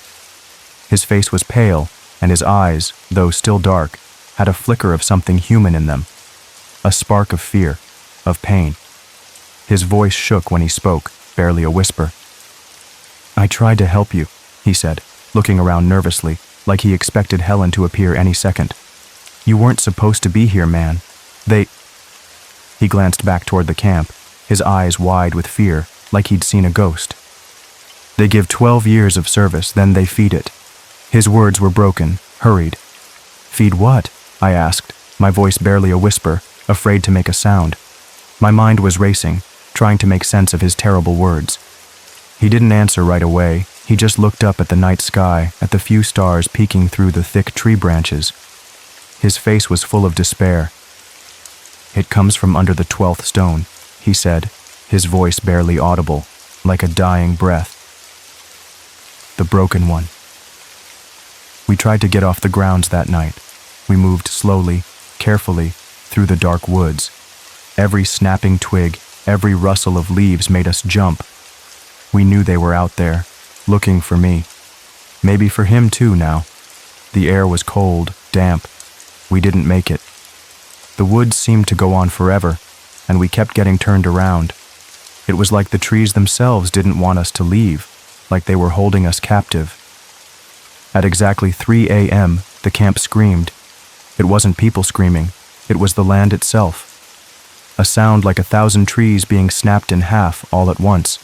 A deep guttural roar that vibrated through the ground, shaking my very bones. It was like the earth was tearing itself open, a giant wound appearing in the forest floor. The sound was so loud it hurt my ears. Then, a heartbeat, a slow, heavy thud coming from deep in the soil. It was impossibly loud, shaking the ground beneath our feet with each beat. And then, something old rose from the stone circle. It was tall, impossibly tall, reaching up past the treetops, blotting out the stars. It was wet, glistening in the faint moonlight, like it had just crawled out of a swamp, covered in dark, slimy muck. It smelled like wet earth and something rotten. It was humanoid, but so wrong, like it had been carved from melted wax and animal bones, all twisted and stretched into a horrible shape. It had no eyes, no face at all, just smooth, dark skin where a face should be, a blank, terrifying canvas. But it had mouths, dozens of them, all over its body, tiny puckered holes that opened and closed with a wet, sucking sound, and from each one, a whisper. Whispering in different languages, all at once, a terrifying chorus that made my blood run cold and my stomach clench. Ben dropped to his knees beside me. He didn't scream, he didn't cry, he just looked up at the creature, a look of pure despair on his face, like he knew this was coming, like he had waited for it. Then, the counselors returned, all of them. They came out of the darkness of the woods, walking slowly, in a line, like zombies. They were naked, their skin pale in the moonlight, almost glowing. Their eyes were still dark and empty. They were chanting. A low, guttural sound, not words I knew, but it filled the air. It was a sound of worship, of surrender, of something ancient and terrible. One by one, they walked toward the creature. It opened its chest, not like a normal chest, but a fleshy fold, like a second rib cage, splitting open. It was wet and dark inside, like a giant mouth, dripping with something black and thick. The smell grew stronger, sickening. They walked into it, one by one, without hesitation. They just stepped inside that dark, wet opening, their bodies disappearing into the pulsing darkness. It consumed them. The fleshy fold closed around each one, and the creature seemed to grow, to swell, with every person it swallowed. It got bigger, darker, stronger, I didn't stay to see what happened next. I couldn't. My mind just broke. The horror was too much. I ran. I didn't care about the road anymore. I didn't care where I was going. I just ran through the forest, blind with terror. Branches whipped my face, stinging my skin. Roots tripped my feet, sending me stumbling. I ran until my lungs burned, until my legs gave out, and I fell, sobbing, onto the cold, damp earth. I lay there shaking, for what felt like forever. The sounds of the forest slowly returned, but they felt different now, tainted. A hunter found me the next morning. I was curled up in a ball, shaking, covered in blood. Not mine, not really. It was the blood from the cuts on my arms, but it felt like something else, something worse, something that had seeped into my skin. He looked at me with wide, scared eyes. I couldn't speak. I could only point back toward the camp, my finger trembling. The official story? Gas leak explosion. That's what they told the news, loud and clear, a terrible accident at Camp Hogan. They said it was too dangerous. No survivors were ever named publicly. No one ever talked about what really happened in those woods. Camp Hogan shut down, of course. The land was fenced off, marked with warning signs. But I knew the truth was buried there. I've changed my name since then, left the state, moved far, far away, to a place where the trees don't feel like they're watching. I don't take jobs from unknown numbers anymore, not ever. I'm always looking over my shoulder. Every shadow makes me jump. Every strange sound sends a jolt of fear through me. But every year, on that same week in July, I get an envelope in the mail. No return address. Just a single note inside, written in neat, careful letters. Only 11 this time, you still owe us 1. And I know deep in my bones that one day they'll come to collect. They're waiting, and I'm just waiting for them.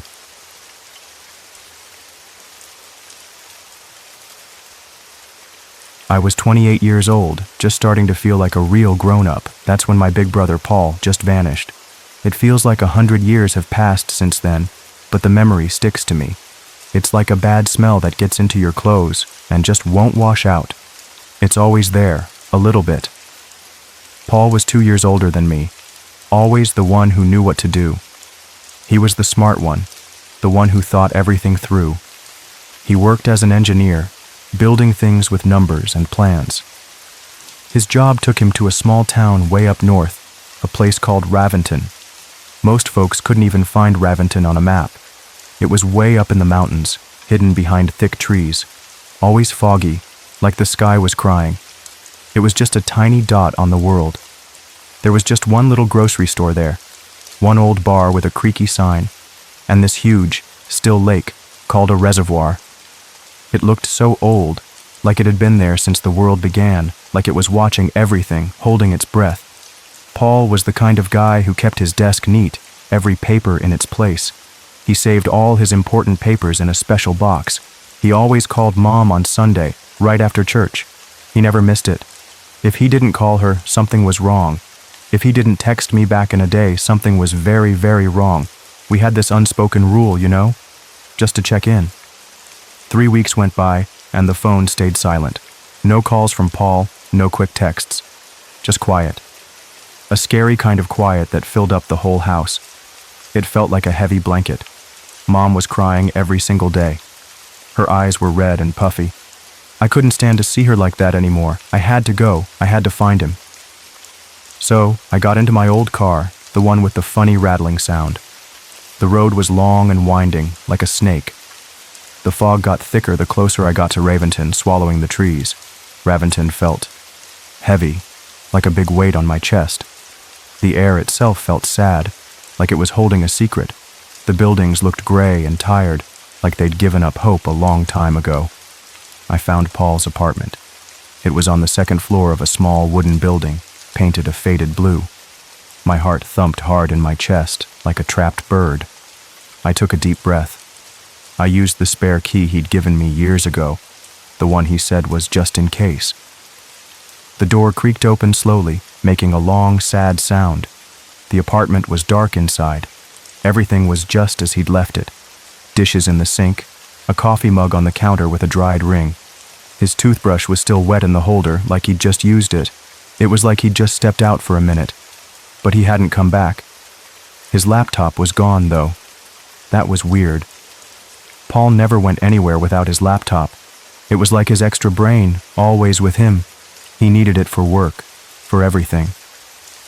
I looked out the window, down at the street.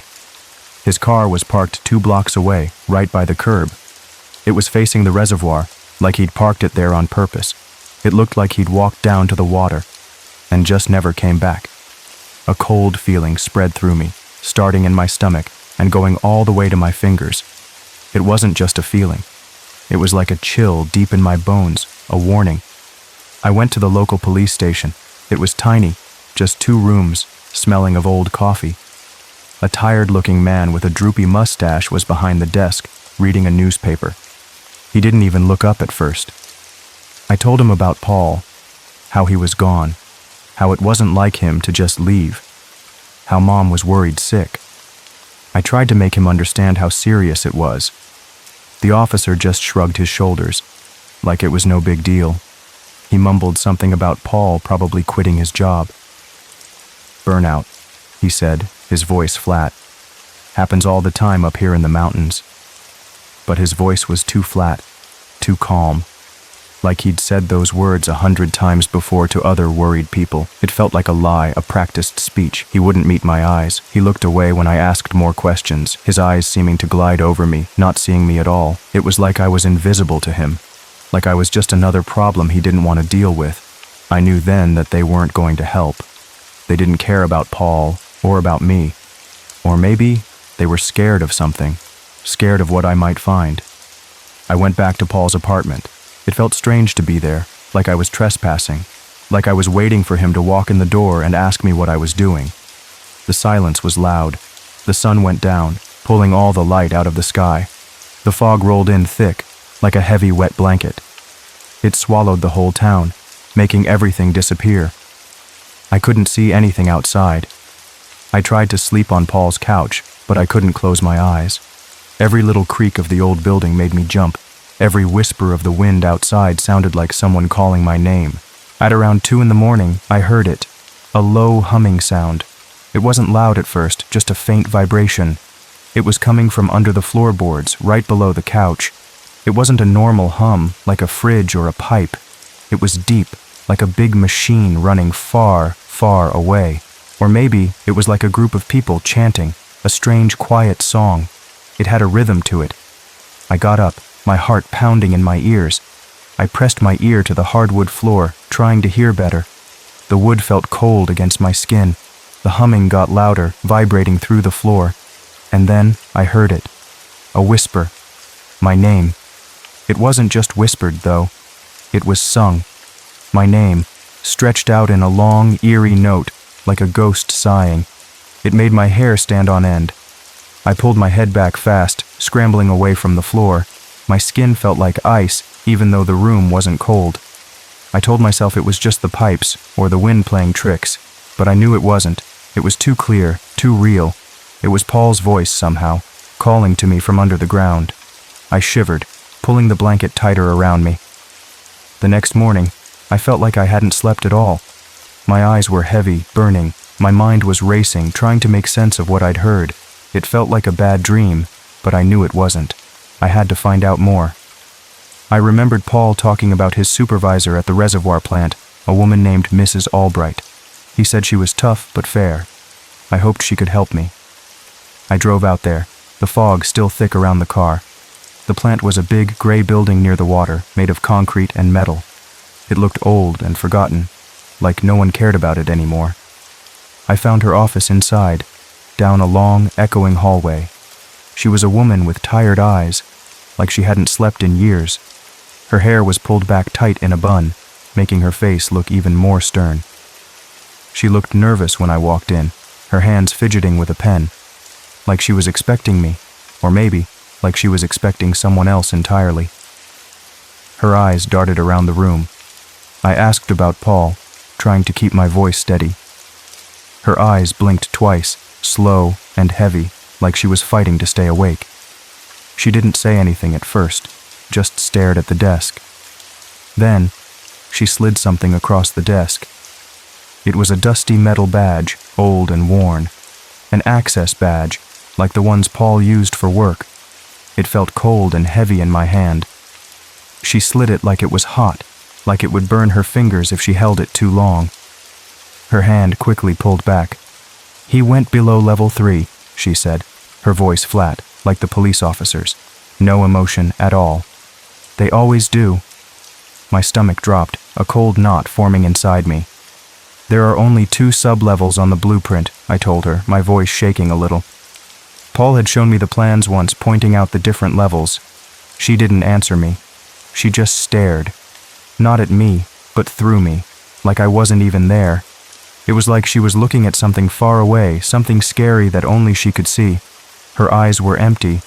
I picked up the badge. It felt cold and heavy in my hand, a strange weight.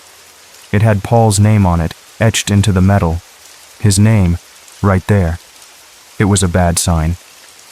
I left the office, the air outside feeling thin and cold, even though it wasn't. I knew she wasn't going to say anything else. She had said all she could, or all she dared to say. Later that afternoon, after thinking it over and over, I went back to the plant.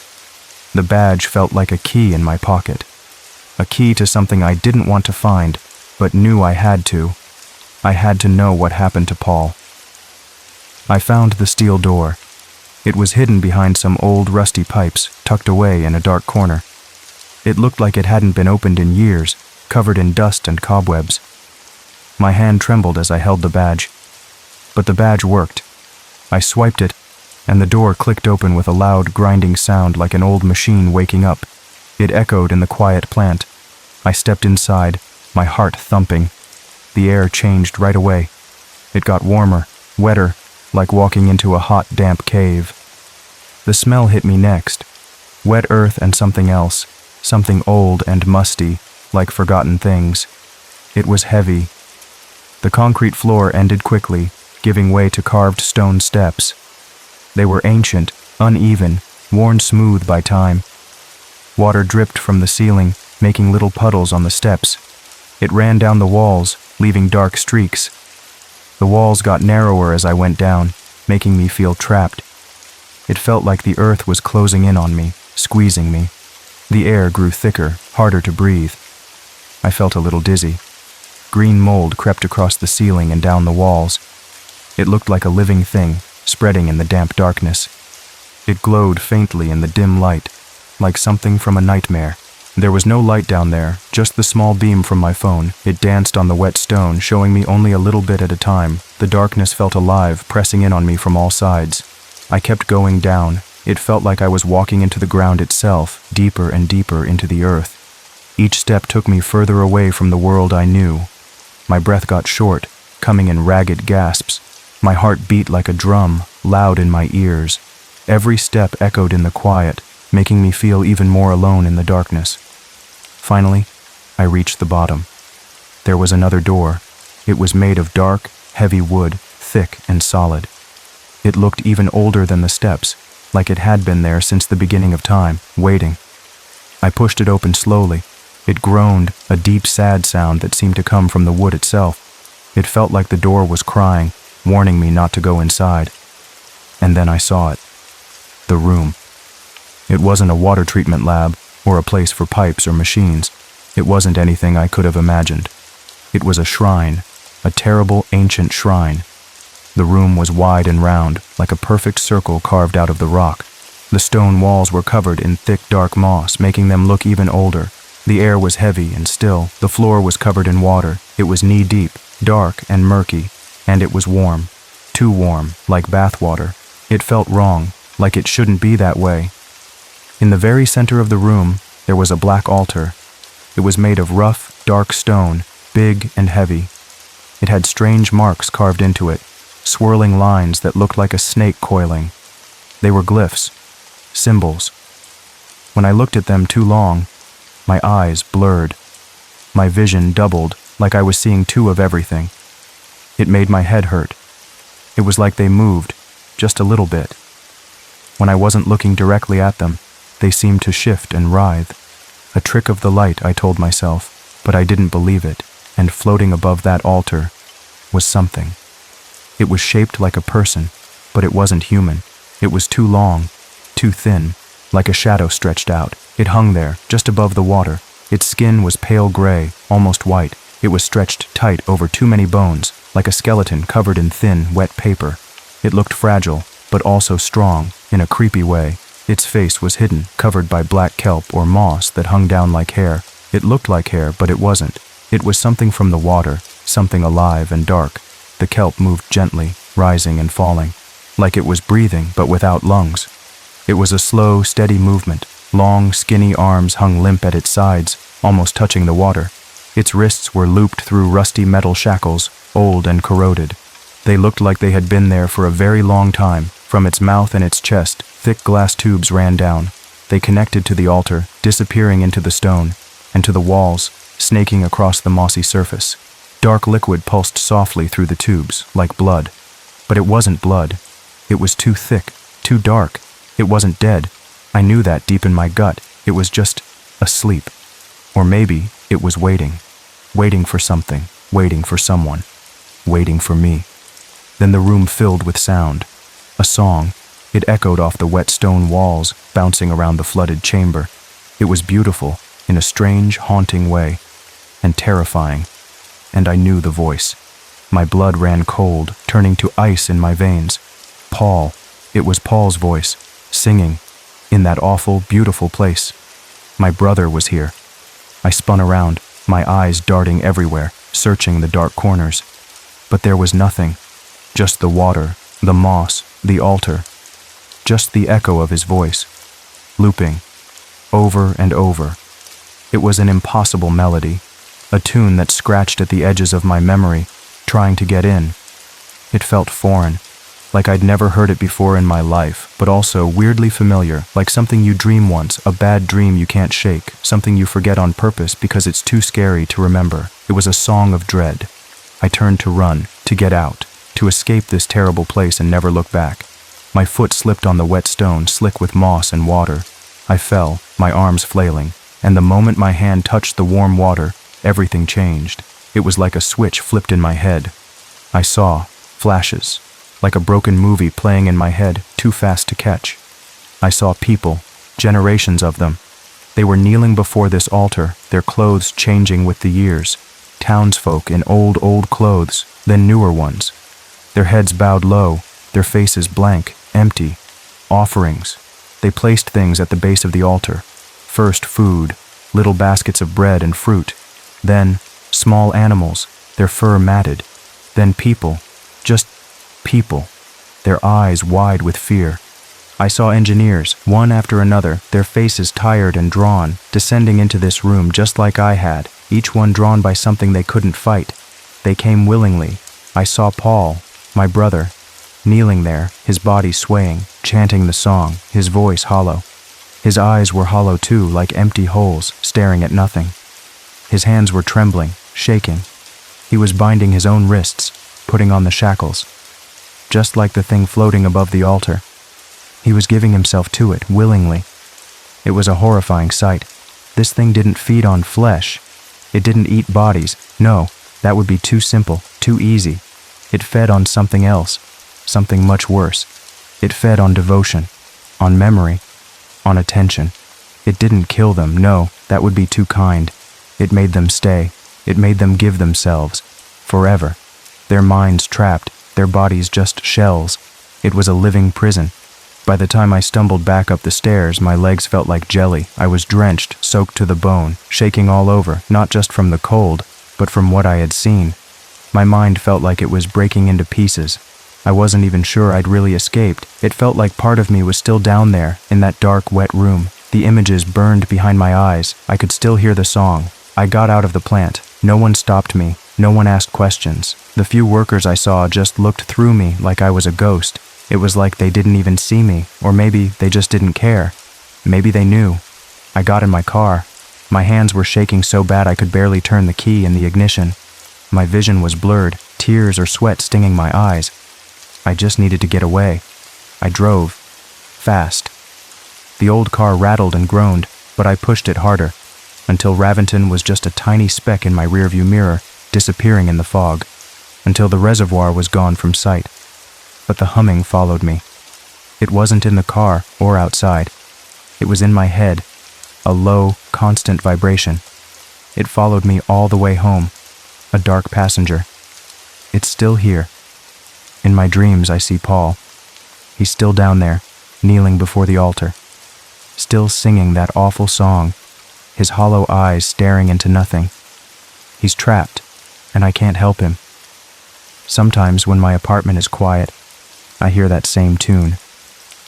It comes through the vents, a faint, eerie melody, or the faucet dripping in time with the song, or the shower drain, a low gurgle. It's always there, just a little bit, waiting, like it's listening, like it's getting closer. And sometimes, when I look too long in the mirror, I swear something behind my eyes starts moving. A flicker, a shadow, like the glyphs on the altar, shifting when I'm not looking directly. My reflection seems to waver. I don't know what's real anymore. My mind feels fuzzy, like cotton. I only know this one thing. I didn't die in that room, but I didn't really leave it either. It came with me. And the song? It's getting louder. Every day, every night, it's getting louder. And I think it's singing my name. It's calling me back.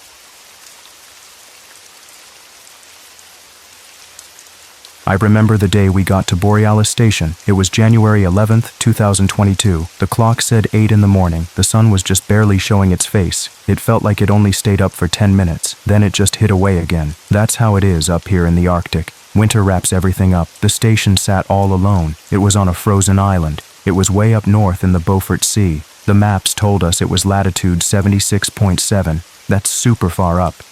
It was so cold that morning, like 41 degrees below zero. The wind was screaming. It howled like a wild animal. I was there with 2 other people. There was Dr. Lena Hyun. She was a scientist. She studied the air. And then there was Frank Rudd. He was the mechanic. He could fix anything. Our job was to check out the weather stuff. We had to shut it all down. No one had been at this place in forever. It was left empty back in the 90s. Something about money problems, they said, and weird signals. When we first stepped inside, it was even colder than outside. No power at all. Everything was covered in frost, like a thick, white blanket. The walls had a low hum, a quiet vibration. I thought maybe it was just the wind outside, but it felt different, like the building itself was breathing. Later that day, it was getting dark. Around 9:30 at night. We finally got the backup generator going. It coughed and sputtered. Then it roared to life. It was just enough for some heat and lights, real lights. The computers were totally broken. Years of wet air did that, and maybe mice. Frank said the server room smelled funny, like burnt metal and something sharp. Ozone, he called it. Lena found some old papers. They were handwritten logs from the last people who lived here. They were from 1998. The very last note stopped in the middle of a sentence. It said, "The noise is louder now, like a voice stretched thin." I laughed about it earlier, tried to make a joke, but then the wind outside stopped.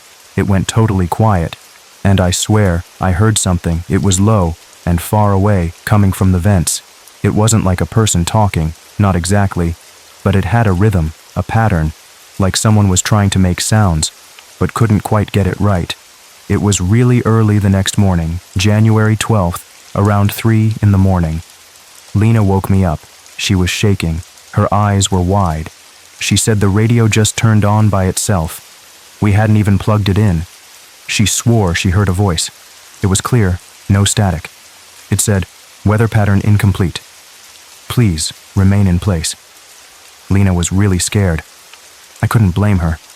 It was freaky. We went to check the radio console. It was cold. Dead. No power. Frank tried to explain it. He said maybe it was a signal from a ship or a satellite. But the weather was too thick. Too much snow and ice. Signals don't get through like that. And the voice was too clear. Not fuzzy at all. Just wrong. I started to feel weird, like the air itself was playing tricks on me. When I talked, my own voice sounded off, like an echo. But the echo didn't come from the room. It came from inside my head, just a tiny bit delayed, like my brain was slow. It was a strange feeling, It was the afternoon of January 12th, almost 8 at night. We decided to try the old radar unit, just to see. It shouldn't have worked. It was ancient. But it did. It made a low hum. Then it started to spin, like a big eye looking out. The screen flickered. Then a dot showed up. A blip. It was about 400 meters north of us. The screen said, Station Echo. But there is no Station Echo. I knew that. The maps didn't show it. Lena said it wasn't real. She was sure. But Frank saw it too. A shape. Square. It was sending out signals, like it was broadcasting something. We decided to go check it out. We put on our big warm suits, got ready to go outside, but the moment we opened the door, the visibility dropped to 0. It was a whiteout. We couldn't see anything, just swirling snow. Lena started to panic. She screamed at us to go back. We turned around. It was too dangerous. Back inside, Frank just sat there. He didn't say anything for a long time. He just stared at the wall. His face was pale. Then he whispered, so quiet I almost didn't hear him. I saw it open, he said. My blood went cold. It was the next morning, January 13th, just after 1 o'clock. The wind had stopped. It was totally quiet outside, but the building was still making noise, creaking, groaning, like it was breathing, a slow, heavy breath. Then I noticed. Frank was gone.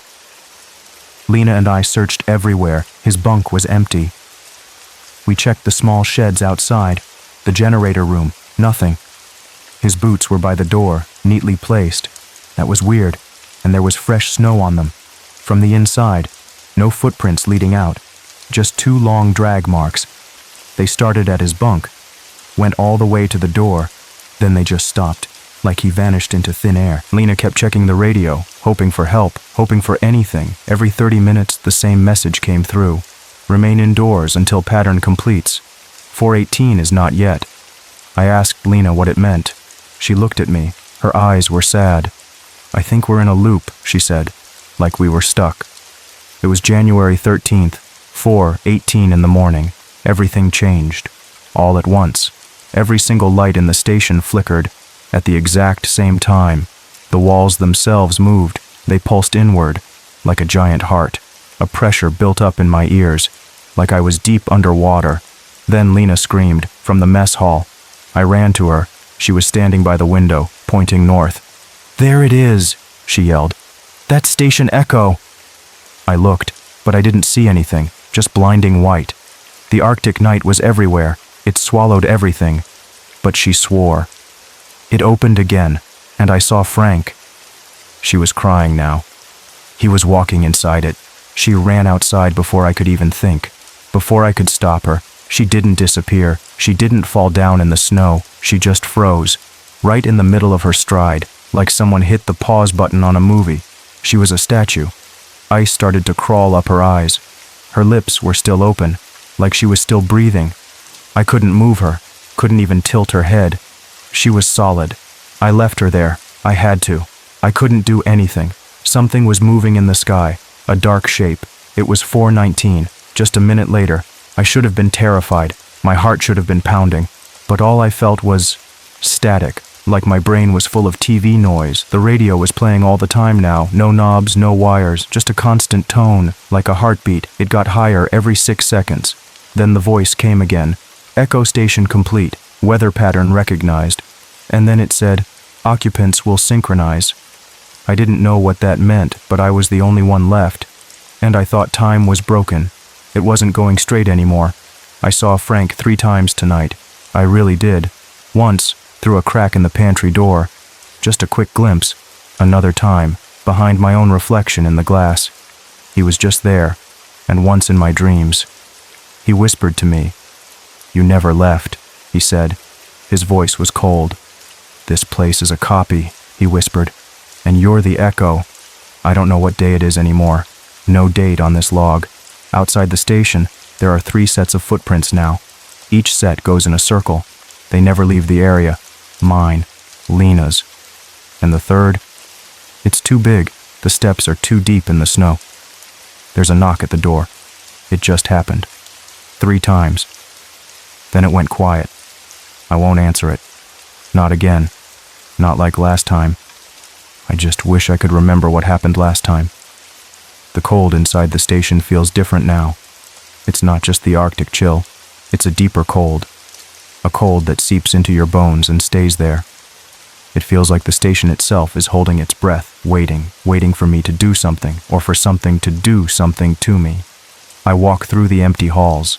My footsteps echo, but this echo is normal. It's the other echo that scares me. The one inside my head. The one that makes my own words feel like they're not quite mine, like they're borrowed. I keep looking at the clock. It's stuck at 4:18. Always 4:18. It's been 4:18 for what feels like days, or maybe minutes. Time is a blurry thing here. It twists and turns. It doesn't make sense anymore. The radio hums its maddening tune, that rising heartbeat sound. It's like a song that never ends. It drills into my brain. I try to block it out, but it's everywhere. It's in the walls. It's in the air. I tried to turn it off. I ripped out wires. I smashed the console, but it still plays. The sound just comes from nowhere, like it's part of the station now, part of me. I think about Lena, standing there, frozen. I see her face sometimes, in the corner of my eye, just a flicker. I try to call her name, but no sound comes out. My throat feels tight. I remember her scream. It was so loud, so full of fear. It still rings in my ears. I wonder if she's still screaming, in her frozen state, or if the ice has taken that too. And Frank, his whisper. This place is a copy. It haunts me. Is this place real? Am I real? Or am I just an echo too? A faint copy of someone who used to be here? I look at my hands. They feel cold and strange, like they don't quite belong to me. I try to remember my life before this place, before Borealis, before the echo, but it's hard. The memories are fuzzy, like old photographs. The third set of footprints outside. Who do they belong to? Is it something else? Something that walks in circles too? Something that's also trapped here? Or is it me from another time, another loop? I went to the pantry earlier. I was hungry, but the food was gone, all of it. Just empty shelves and that crack in the door where I saw Frank. Was it really him, or just my mind playing tricks? The reflection in the glass, that was even worse, my own face. But behind it, Frank. His eyes were empty, like he wasn't really there. Just a ghost, a memory, or a warning. I tried to write in the log again, to keep track, but my hand shook. The words came out messy. And then I stopped. What's the point? If time isn't real, if I'm just an echo. The knock came again. Just now. 3 times. Software, but clear. From the main door. I held my breath. My heart pounded. I wanted to answer it. To know. To see. But I remembered. The last time. Or what I think was the last time. I opened the door, and then nothing. Just a blank space. A missing piece. I can't remember what happened, and that scares me more than anything. I sit in the dark now. The lights flicker sometimes, but mostly it's just the emergency lamps, casting long, dancing shadows. They make the empty rooms feel even bigger, even more alone. I hear sounds, the creaking of the building, the hum of the radio, and sometimes something else, a faint scratching, like claws on metal, coming from the vents. I wonder if it's the noise Lena heard, the one that was like a voice stretched thin. Is it stretching for me now, trying to reach me? I tried to find a way out. I went to the main door. It was locked, bolted from the inside. I tried to force it, but it wouldn't budge. It felt like the station didn't want me to leave. I looked out the windows, but it's always the same, just white. A blinding, endless white. No horizon, no sky, just a wall of snow and ice. Like the world outside has ended, or never existed. I think about the weather pattern incomplete. What does that mean? Is the station waiting for something? For the pattern to finish? And what happens then? When it's complete? Occupants will synchronize. That's the other part of the message. It sounds so cold, so mechanical, like I'm just a part of a machine, a cog. I don't want to synchronize. I don't want to be like Frank or Lena, trapped in this loop. becoming an echo. But what choice do I have? I'm alone, and the station feels like it's closing in. The walls pulsed. I remember that. It felt like they were breathing, or squeezing. I remember the pressure in my ears, like I was underwater. It comes and goes now. A dull ache. A constant reminder that something is wrong. Deeply wrong. I tried to sleep, but the dreams are bad. Frank is always there, whispering. His eyes are dark, like empty holes. He pulls at me, tries to drag me into the white. I wake up shaking, covered in sweat. Even though it's freezing in here, the fear is a different kind of cold, one that chills you from the inside out. I sometimes find myself walking in circles, just like the footprints outside, around and around the mess hall or the generator room, like I'm following a path I can't see. It's like the station is guiding me, or pushing me, making me do things, without me even knowing why. I found Lena's scarf today. It was on the floor in the corridor, right where she would have run out. I picked it up. It was cold and stiff, like it had been there for a long time. I held it to my face. It smelled like her, faintly, like old perfume, and something else, something metallic, like ozone. The same smell Frank talked about. I dropped it. It felt wrong, like it wasn't just a scarf anymore, like it was part of the station, part of the loop. I keep thinking about the blip on the radar. Station Echo, 400 meters north. Was it always there, or did it just appear? And Frank saw it open. What did he mean? Did it have a door? Did it swallow him? Lena said she saw him walking inside it. Was he still Frank? Or was he already an echo? The thought makes my stomach churn. Is that what happens when you synchronize? You walk into the copy and become part of it? I hear the knock again. 3 times. Louder this time. It sounds impatient. It's not a human knock. It's too even, too perfect, like a machine. I press myself against the wall. My breath comes in ragged gasps. I can't answer it. I won't. The silence after the knock is worse. It hangs in the air, heavy, waiting. I feel like I'm being watched, all the time, even when I'm alone. The shadows seem to move, just at the edge of my sight. When I turn my head, they're gone, but I know they're there. They're part of this place, part of the echo. I wonder if Lena and Frank are watching me, from inside Station Echo. Are they waiting for me to join them? The radio's heartbeat speeds up, faster, higher pitched. It's almost a scream now. My head hurts, my ears ring. I cover them, but it doesn't help. The sound is inside me. The walls hum louder. I can feel the vibration through my feet, through my whole body. It's like the station is waking up, or getting ready, for something. I look at the door, the one with Frank's boots, and the drag marks. I see the fresh snow, still there, from the inside. It makes no sense. Nothing here makes sense anymore. It's all a jumbled mess, a nightmare I can't wake up from. I try to remember the mission, decommission the weather array. It feels like a lifetime ago. It feels like another person's memory, not mine. The cold is so deep now. It's in my bones. It's in my mind. I feel myself slipping, losing grip on what's real, on who I am. The static feeling is growing.